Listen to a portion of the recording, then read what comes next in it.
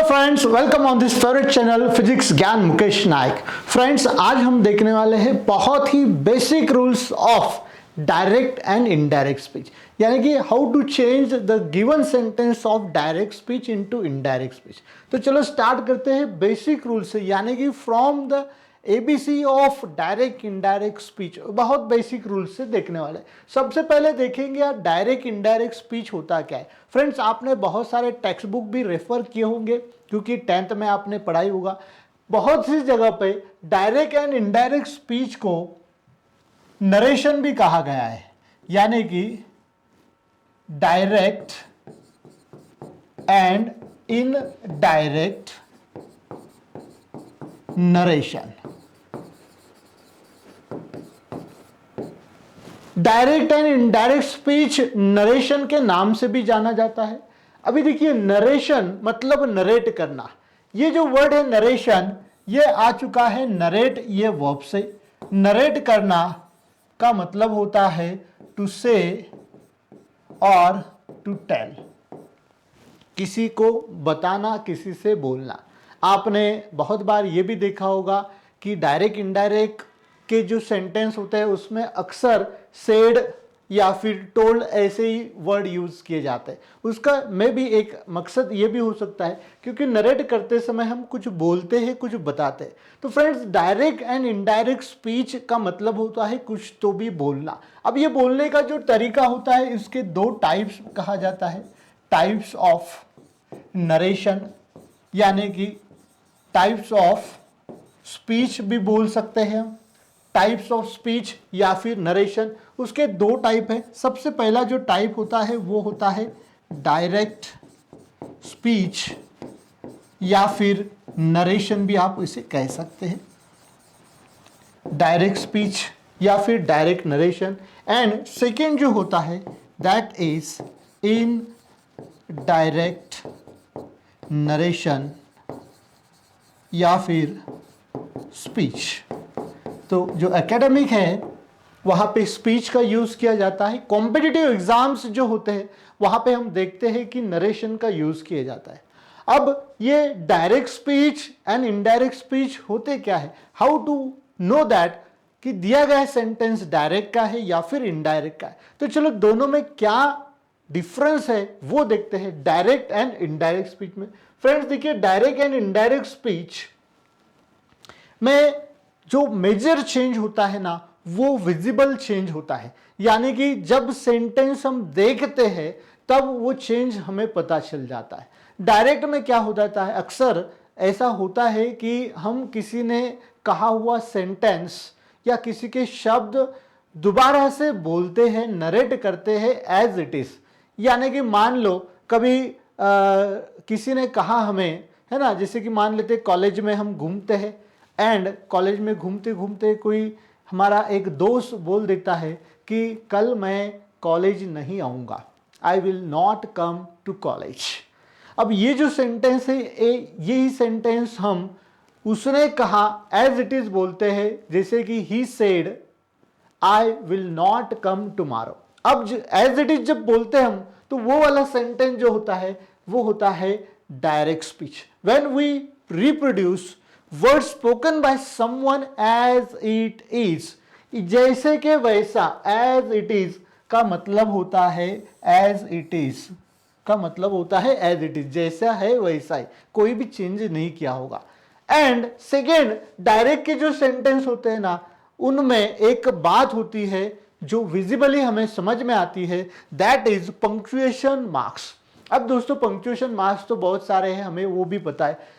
Direct के speech का जो सेंटेंस होगा वहां पे जो स्पेशल पंक्चुएशन मार्क्स यूज किए जाते हैं, एक होता है कॉमास, जिसके बगैर डायरेक्ट का सेंटेंस लिखा ही नहीं जा सकता।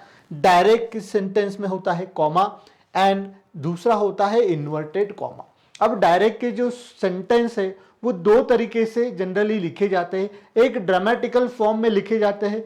जब ड्रामेटिकल फॉर्म में लिखे जाते हैं तो वहां पे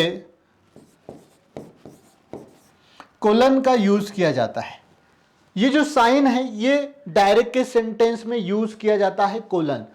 आपने बहुत बार कोई वन एक्ट प्ले पढ़ा होगा या कोई ड्रामा पढ़ा होगा, तो ड्रामा के वो जो सारे सेंटेंसेस होते हैं वो भी डायरेक्ट के ही एग्जाम्पल होते हैं। बस वहां पे कॉमा, इन्वर्टेड कॉमा न यूज करते हुए इस तरीके का साइन यूज किया जाता है, पंक्चुएशन मार्क, जिसे हम बोलते हैं कोलन। एंड इनडायरेक्ट स्पीच क्या होता है? इनडायरेक्ट स्पीच भी एक सेंटेंस ही होता है, वही सेंटेंस होता है जो किसी ने ऑलरेडी कहा है। When we reproduce the same sentence spoken by someone, but this time we make some changes. तो ये जो चेंजेस है दोस्तों, यही चेंजेस जब हम बोलते हैं, दिए गए सेंटेंस में चेंज करते हैं, वो जो सेंटेंस होता है वो होता है इनडायरेक्ट सेंटेंस। अभी ये जो चेंजेस है यही कहेंगे हम कि जो बेसिक रूल्स होते हैं डायरेक्ट से इनडायरेक्ट करते समय, वही चेंजेस हम देखते हैं। एंड ये बहुत ही इंपॉर्टेंट चेंजेस है यार, इसके बगैर डायरेक्ट का इनडायरेक्ट सेंटेंस हो ही नहीं सकता है। सेकेंड इंपॉर्टेंट होता है इनडायरेक्ट स्पीच का, that is we never use any punctuation mark. हम इनडायरेक्ट के जो सेंटेंस होते हैं वो सेंटेंस में कोई भी पंक्चुएशन मार्क यानी कि कोई भी साइन यूज नहीं करते हैं, जैसे कॉमा होता है, इन्वर्टेड कॉमा होता है, क्वेश्चन मार्क होता है, एक्सक्लेमेशन मार्क होता है, ऐसा कोई भी साइन हम यूज नहीं करते हैं, ठीक है ना, एक्सेप्ट फुल स्टॉप। हाँ, बाकी के पंक्चुएशन मार्क यूज होते हैं, जैसे एपोस्ट्रोफी होगा तो वो यूज होगा, है ना, या फिर कैपिटल लेटर्स वो यहाँ पे हम यूज नहीं करते हैं। तो कुछ पंक्चुएशन मार्क जो है वो यहाँ पे यूज नहीं होंगे, एक्सेप्ट होगा फुल स्टॉप एंड अपोस्ट्रोफी। तो यहां लिख देते हैं except full stop and apostrophe. Hope आपको अपोस्ट्रोफी भी पता होगा, कुछ इस तरीके का साइन होता है ना, जैसे कि कहेंगे हम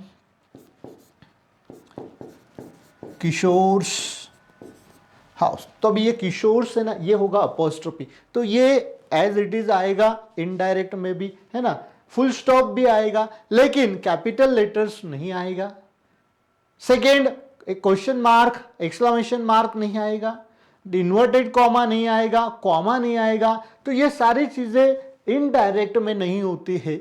direct and indirect visible change जो है वो हमें पता लग जाता है कि ये सेंटेंस डायरेक्ट का है या इनडायरेक्ट का है। चलो कुछ एग्जांपल देखते हैं सो दैट हमें पता चलेगा कि डायरेक्ट इनडायरेक्ट के सेंटेंस कैसे होते हैं। मान लीजिएगा he said comma inverted comma I will not come to college.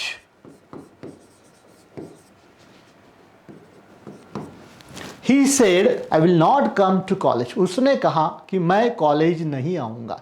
अब यहाँ पे आप देख सकते हैं there are some punctuation marks, for example comma आपको यहाँ पे दिखाई दे रहा है, इन्वर्टेड कॉमा दिखाई दे रहा है। तो सेंटेंस में अगर कॉमा, इन्वर्टेड कॉमा का यूज किया होगा तो that sentence is of direct narration.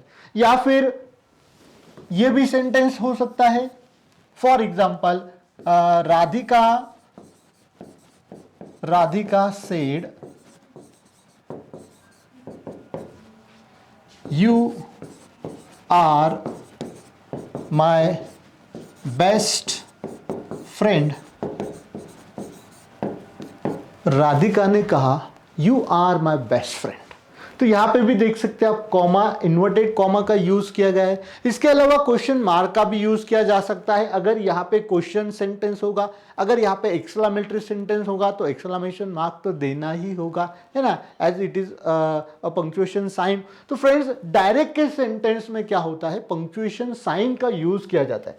अब देखेंगे हम कि अगर इनडायरेक्ट सेंटेंस होता है तो यहाँ पे पंक्चुएशन मार्क नहीं आएंगे। For example he said that he would not come to college। He would not come to college। अब आप कहेंगे कि सर यहाँ पे that, will का would, he कहाँ से आया? तो फ्रेंड्स यही होता है इनडायरेक्ट में, जो सम चेंजेस हमने इसके पहले कहा है ना, दोनों में जो चेंजेस होते हैं that as by making some changes. तो कुछ चेंजेस होते हैं, बहुत इंपॉर्टेंट होते हैं, वही चेंजेस हम देखते हैं। यहाँ पे वही चेंजेस किए। अब ये चेंजेस सारे हम एक वन बाय वन जैसे ही नेक्स्ट पार्ट आएगा उसमें देखते रहेंगे। या फिर Radhika said, Radhika said that I, या फिर शी, यहां पे अभी सेकेंड पर्सन नहीं दिया गया है, वॉज हर बेस्ट फ्रेंड। अब आप देख सकते हो इनडायरेक्ट का जो सेंटेंस है which is written in white ink, वो सेंटेंस में आपको एक्सेप्ट फुल स्टॉप के अलावा कोई भी पंक्चुएशन मार्क नहीं दिखाई देगा। तो फ्रेंड्स, डायरेक्ट एंड इनडायरेक्ट का सेंटेंस विजिबली आइडेंटिफाई करना बहुत ही इजी होता है। डायरेक्ट के सेंटेंस में हम कुछ पंक्चुएशन साइंस का यूज करते हैं जैसे कि commas and inverted comma, and indirect के सेंटेंस में हम फुल स्टॉप, अपोस्ट्रोफी जैसे कुछ पंक्चुएशन साइन यूज करते हैं, but we don't use comma and inverted comma in direct speech. तो होप अभी डायरेक्ट इनडायरेक्ट स्पीच आपको अच्छे से समझ में आया होगा। अब देखेंगे हम कि इसमें कौन कौन से चेंजेस होते हैं। उसके पहले दोस्तों, अगर आप 12th में पढ़ रहे होंगे, 12th 2024 यानी कि HSC बोर्ड 2024 का अगर आप एग्जाम दे रहे होंगे, HSC बोर्ड 2024, ये अगर आपका मिशन है, चाहे आप आर्ट्स से हो, कॉमर्स से हो, या साइंस या MCVC स्ट्रीम से बिलोंग करते हो, या फिर आपके अड़ोसी पड़ोसी होंगे, आपके कोई रिलेटिव होंगे जो इस साल 12th का एग्जाम दे रहे होंगे, साइंस के कुछ स्टूडेंट्स होंगे, तो मैं साइंस के स्टूडेंट्स को यह कहना चाहूंगा कि आप अगर नीट के एस्पिरेंट हो, JEE के एस्पिरेंट हो, तो definitely this is the right time for you to prepare for English का प्रिपरेशन करने के लिए ये बहुत सही समय है आपके लिए, क्योंकि साल भर तो यार आपको नीट एंड JEE की ही पढ़ाई करनी पड़ती है, बट आपको कम समय में इंग्लिश में अगर 90 मार्क्स लाना चाहते हो तो फ्रेंड्स आपके लिए PGMN ऐप, PGMN ये ऐप आपको आपका सपना पूरा करके दे सकता है, 90 मार्क्स ला के दे सकता है। आपको करना क्या है, डिस्क्रिप्शन बॉक्स में लिंक दी गई है, बस वो लिंक पे जाना है, ये ऐप आपको डाउनलोड करना है, PGMN ऐप, एंड आपको विजन बैच 2024 को ज्वाइन करना है। फ्रेंड्स, यहाँ पे आपको इंग्लिश का कंप्लीट सिलेबस मिलने वाला है। फॉर एग्जांपल, यहाँ पे आपको लाइव लेक्चर्स मिलते हैं। लाइव लेक्चर्स का जो टाइम टेबल है वो at present Saturday and Sunday,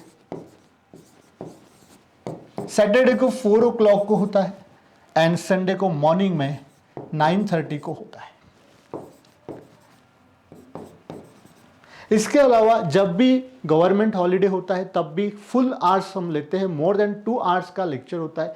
यहाँ पे आपका complete syllabus that is poetry section होगा, राइटिंग सेक्शन होगा 16 मार्क्स का, या नोवेल सेक्शन जो न्यूली इंट्रोड्यूस किया गया है 16 मार्क्स का नोवेल सेक्शन भी बहुत ही बढ़िया से एंड 100% गारंटी के साथ कहेंगे कि यहाँ पे आपके बिल्कुल भी नंबर नहीं कटेंगे। स्पेशली नोवेल सेक्शन के आंसर्स कैसे लिखना होते हैं, ग्रामर तो यार आपका ग्रामर इतना राइट हैंड हो जाएगा कि आप छाती ठोक के कह सकते हो कि ग्रामर का मेरा अभी कहीं पर भी मार्क्स नहीं कटेगा। तो फ्रेंड्स, डिस्क्रिप्शन बॉक्स में लिंक दी गई है, बस आपको करना क्या है कि यहाँ पे जाके आपको ज्वाइन करना है। इसका प्राइस भी बहुत ही मिनिमम रखा है दोस्तों, जस्ट 499 बिकॉज हम चाहते हैं कि पढ़ाई के वजह से या फिर कहेंगे हम कि पैसों के वजह से किसी की पढ़ाई नहीं रुकनी चाहिए। एंड 12th जो हमारा होता है ये हमारे करियर का एक बहुत ही इम्पॉर्टेंट स्टेज होता है, यहाँ से आगे ही हमारे जो करियर है वो स्टार्ट होने वाला है। तो ऐसा नहीं यार कि सिर्फ पैसों के वजह से हम नहीं सीख पाए एंड 12th में हमें अच्छे नंबर नहीं आ पाए, या फिर 12th में इंग्लिश ये सब्जेक्ट हमें थोड़ा सा डिफिकल्ट होना है, इसीलिए इसका प्राइस भी बहुत मिनिमम रखा है, दैट इज 499। तो होप आपका ये जो ड्रीम है अच्छे मार्क्स लेना, या किसी किसी का होता है अगर अच्छी पढ़ाई होगी तो सर मुझे बहुत अच्छा स्कोर करना है 12th में, 90 मार्क्स इंग्लिश में लेना है, मोर देन 90 मार्क्स लेना है, तो yes friends, this is golden opportunity for you to grab your ambition to score 90 plus marks in 12th। तो फ्रेंड्स देखिए बहुत ही बढ़िया है, बस आपको करना है पीजीएमएन ऐप डाउनलोड करना है एंड विजन बैच को ज्वाइन करना है। चलो अब देखते हैं एनालिसिस ऑफ डायरेक्ट स्पीच। ये थोड़ा इंपॉर्टेंट होता है, अगर हमें सेंटेंस अच्छे से पता होगा तो डेफिनेटली आंसर हम उसका सही तरीके से लिख सकते हैं। अब जैसे कि एक सेंटेंस हमने इसके पहले भी देखा था, for example he said to Radhika, he said to Radhika, I will not come to college। अब राधिका को भी यहां हमने इंक्लूड कर लिया है थोड़ा एनालिसिस के लिए। He said to Radhika, I will not come to school। अब फ्रेंड्स देखिए यहां पर सेंटेंस जो है वो कॉमा के वजह से दो पार्ट में डिवाइड हो चुका है। As we know the function of comma, comma करता क्या है, सेंटेंस को दो पार्ट में सेपरेट करता है। तो आपको दिखाई देता होगा कि this sentence which is underline, ये एक सेंटेंस है, and second the sentence which is in rectangular box, ये दूसरा सेंटेंस है।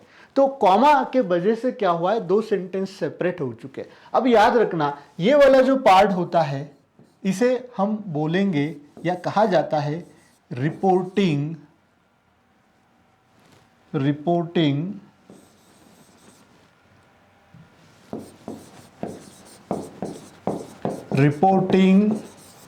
verb, and the sentence which we put in double inverted comma, जो सेंटेंस हम डबल इन्वर्टेड कॉमा के बीच में लिखते हैं उसे कहा जाता है रिपोर्टेड स्पीच।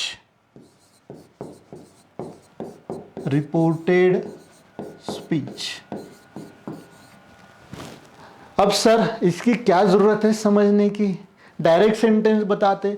तो फ्रेंड्स देखिए डायरेक्ट सेंटेंस अगर हम जाएंगे तो एक सेंटेंस ही समझ में आएगा, लेकिन अगर हम उसे मतलब पूरा उसका चीर फाड़ करके देखेंगे, है ना, पोस्टमार्टम करके देखेंगे, द स्मॉलेस्ट अगर जो पार्ट है वो अगर हम देखते तो डेफिनेटली एक नहीं 100 सेंटेंसेस आराम से हम करेक्ट लिख सकते हैं। तो देखिए जो पार्ट इन्वर्टेड कॉमा के बाहर होता है वो होता है रिपोर्टिंग वर्ब, और जो अंदर होता है वो होता है रिपोर्टेड स्पीच।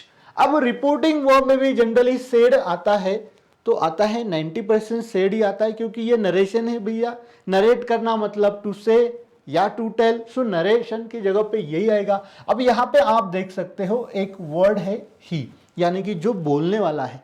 तो बोलने वाला होता है जिसने ये सेंटेंस कहा है उसे कहा जाता है स्पीकर। ये स्पीक करता है, बोलता है, इसलिए इसे स्पीकर कहेंगे। एंड यहाँ पे आप देख सकते हो राधिका मैडम है, ये राधिका मैडम सुन रही है कि वो क्या कहते हैं, सो ये लिसनर हो जाता है। ये कौन हो जाते हैं, सुनते हैं, तो ये लिसनर हो जाते हैं।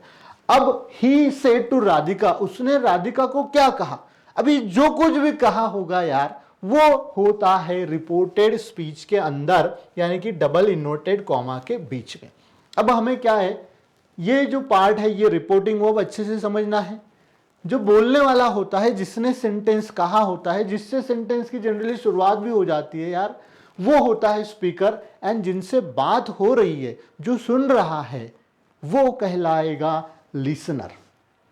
जो भी सेंटेंस कहा गया है वो होता है रिपोर्टेड स्पीच। अभी ये सारे जो चेंजेस हमने शुरू में कहे थे, ये सारे चेंजेस डिपेंड करते हैं रिपोर्टेड स्पीच के ऊपर। एंड जो प्रोनाउन चेंज हो जाता है वो होता है लिसनर या फिर सब्जेक्ट यानी कि स्पीकर। इनका रिलेशन क्या होता है, कैसे चेंजेस करना होता है, ये सारे इसके ऊपर डिपेंड होते हैं। होप आपको भी ये सेंटेंस का रिपोर्टिंग वर्ब कौन सा है, कैसे आइडेंटिफाई करना होता है, रिपोर्टेड स्पीच क्या होता है, ये समझ में आया होगा। फ्रेंड देखिए यहाँ पे आप देख सकते हैं रिपोर्टिंग वर्ब शुरू में है, रिपोर्टेड वर्ब बाद में है। क्या हमेशा ऐसा ही होता है क्या? तो नहीं, बहुत सी सेंटेंस ऐसे भी होती है जिसमें रिपोर्टेड स्पीच शुरुआत में भी आ सकता है, जैसे कि comma, inverted comma, we are always with you, comma, inverted comma, said Mohit. We are always with you said Mohit. Mohit ने कहा कि हम हमेशा आपके साथ हैं। अब यहां पे आप देख सकते हैं कि दिए गए सेंटेंस में ये वाला रिपोर्टेड स्पीच है, तो इसे हम बॉक्स में इसलिए दे देंगे। अब ये थोड़ा इधर आ गया, इसका मार्किंग थोड़ा गलत हो गया। यहां तक अगर हम देखते हैं तो ये वाला जो सेंटेंस है, ये वाला सेंटेंस कहलाएगा reported speech, and the remaining part which is underline, ये होगा रिपोर्टिंग वर्ब। ये होगा रिपोर्टिंग वर्ब। अब सारे जो चेंजेस है ना, ये दो जो पार्ट है सेंटेंस के, इसी से होते हैं। इनका रिलेशन देखना होता है, स्पीकर कौन है, लिसनर कौन है। रिपोर्टिंग वर्ब का टेंस क्या है, उसके हिसाब से चेंजेस हो जाते हैं। रिपोर्टेड स्पीच में हम कुछ वर्ड्स को चेंज करते हैं, जैसे कि पर्सनल प्रोनाउन को चेंज करेंगे, टेंस को चेंज करेंगे। ये सारे चेंजेस जो होते हैं ना, ये डिपेंड करते हैं ये वाले पार्ट के ऊपर। इसीलिए हमें ये पता होना चाहिए कि सेंटेंस का रिपोर्टिंग वर्ब में कौन कौन दिया गया है। क्या स्पीकर है, वहां पे लिसनर है। रिपोर्टिंग वर्ब दिया है तो कौन से टेंस में दिया गया है। इतनी बारीक सी चीजें भी हमें देखनी होती है, सो दैट हमारा जो आंसर है वो बिल्कुल ही गलत नहीं होगा। चलो अब देखेंगे हम डायरेक्ट एंड इनडायरेक्ट स्पीच में जो सबसे पहला चेंज हमें करना होता है वो होता है प्रोनाउन या फिर नाउन। तो फ्रेंड्स, प्रोनाउन आपको पता ही होंगे, है ना। इंग्लिश में प्रोनाउन जो है ओनली 7 वर्ड्स जो है जिन्हें हम प्रोनाउन बोलते हैं, that is I and we first person के लिए, देन यू होता है, फिर होते हैं ही, शी, इट, एंड उनका एक प्लूरल फॉर्म होता है दे। अब ये सारे पर्सनल प्रोनाउन होते हैं। ये कोई सब्जेक्टिव केस में होते हैं, फिर ऑब्जेक्टिव केस में होते हैं, एंड पोजीशन केस में होते हैं। अब देखेंगे कि यहाँ पे सबसे इंपॉर्टेंट होगा हमें कि ये जो प्रोनाउन है ये 3 इसमें डिवाइड हो जाते हैं। जैसे कि पहला होता है first person personal pronoun. First person यानी कि बोलने वाला, जैसे कि आई एंड वी, ये दोनों जो है ये फर्स्ट पर्सन पर्सनल प्रोनाउन है, जिसमें I, this is for singular, and we for plural. We जब बोला जाएगा, जब प्लूरल फॉर्म में अगर होगा फर्स्ट पर्सन यानी कि खुद के साथ अगर मोर देन 2 पर्सन होंगे तो हम वी कहेंगे, अगर अकेले होंगे तो आई कहेंगे। उसके बाद में होता है second person. Second person, second person कौन होता है? तो इंग्लिश में ओनली वन है, दैट इज सेकेंड पर्सन। जो लिसनर होता है, जो सुनने वाला होता है, वो लिसनर होता है ना। सेकेंड पर्सन जो है वो होता है, जो अभी हमने इसके पहले देखा था, फर्स्ट पर्सन हमेशा कौन होता है? तो फर्स्ट पर्सन हमेशा स्पीकर होता है। अब आप कहेंगे कि सर वहाँ तो ही लिखा था, आपने उसे स्पीकर कहा। तो फ्रेंड्स, ये जो है ये इनडायरेक्ट में जो डबल कोटेशन वाला सेंटेंस है वहाँ इन्हें हम देखने वाले। उसके बाद में होता है third person. Third person he, she, it, ये सारे होते हैं सिंगुलर के लिए, एंड दे होता है प्लूरल फॉर्म के लिए। अगर मैस्कुलिन है तो ही यूज करेंगे, फेमिनन होगा तो शी यूज करेंगे। इट यूज किया जाता है एनिमल्स के लिए, बर्ड्स के लिए। नॉन लिविंग थिंग्स होगा तो उसके लिए हम इट यूज करते हैं। एंड ये तीनों का अगर प्लूरल फॉर्म में यूज करना होगा तो हम यूज करते हैं दे। तो फ्रेंड्स, ये पर्सनल प्रोनाउन को चेंज करना होता है। अब याद रखना होता है कि जो दिया गया सेंटेंस होगा, जैसे कि आप यहां देख सकते हो, ये वाले सेंटेंस में हमने चेंजेस किए थे इनडायरेक्ट में। तो इनडायरेक्ट में जब चेंज किए थे तो यू कैन सी यहां पे आई चेंज हो चुका है, यहां पे देख सकते हैं आप, यहां पे यू चेंज हुआ था, है ना। तो ऐसे कौन से पर्सनल प्रोनाउन है जो हमें चेंज करना होते हैं? तो याद रखना, ऐसे लिमिटेड पर्सनल प्रोनाउन है जो हमें चेंज करना है, that is first person and second person. First person जो होते हैं वो स्पीकर से डोनेट करते हैं, यानी कि स्पीकर के रिलेशन के अनुसार चेंज करने होते, एंड जो सेकेंड पर्सन के पर्सनल प्रोनाउन होते हैं यानी कि यू, वो लिसनर के जेंडर या फिर नंबर के हिसाब से हमें चेंज करना होता है। यहां पे पर्सनल प्रोनाउन जब हम लर्न करते हैं तो हमें इनके बारे में